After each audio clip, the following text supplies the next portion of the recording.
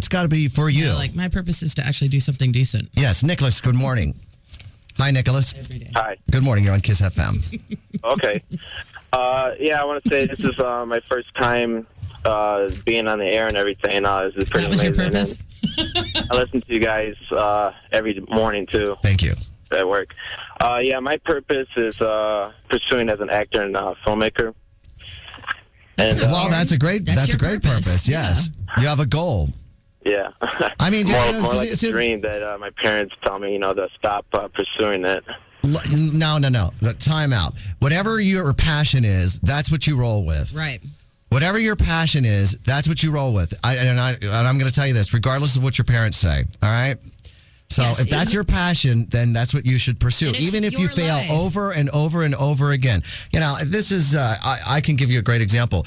I've talked about this before. My purpose in my life was earlier to be on Chicago radio. And I fought and I fought and I fought and I fought to get here. And it's taken a long, long time. And now the show's been so successful. And thank you very much for listening. That's why it is. Right. But, as a little boy, I used to listen to Landecker on LS and through the static, and it was just amazing. I had no ambition to go to New York or Los Angeles. It was always to be in Chicago because that's what I, listened to, and I always knew from 13, 14, 15. It's a blessing and it's a curse, at the same time. Sometimes your purpose can. But you should always follow your path and don't let your parents deviate you from that. That's right. And then that's the point I wanted to get Yes. to. Regardless of my parents didn't give me a hard time about being in radio, but I know other people that got into the business where their parents were giving them a hard time. And there's no, you're not going to do it. Most people don't make it. Right. It's too competitive. Right. You're not going to make enough money. Especially nowadays, you would probably hear that, the industry's a mess. Everything's consolidated. Right. Everything's pre-programmed.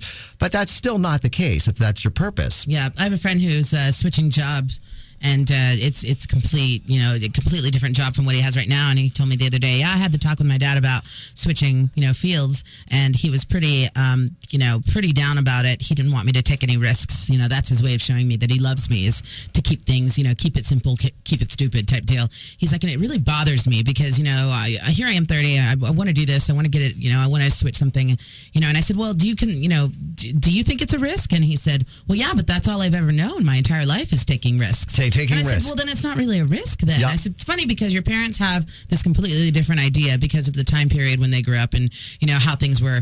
My little cousin, she went into her freshman year of college, and my aunts insisted that she live at the house. And I said, why do you want to live at the house, man? Go and do dorm housing. Go potluck. Find somebody new. Yes, when you're young, you should move. Friends that you're going to make for life. Yep. Move around. And I said, they lived in a different time. My aunt doesn't realize, this is a time for you to go off and meet other people like you and form relationships and bonds that are going to carry you through your adult years. But it's, I think sometimes it's good when our parents have those kinds of thoughts, though, because, when I have a talk with my dad about, work situations or friendship situations, yeah, he may be a little bit, a little bit stricter, more narrow thinking about it. Right, more narrow thinking, but that's also a good thing because sometimes it keeps me on my toes. Gotcha.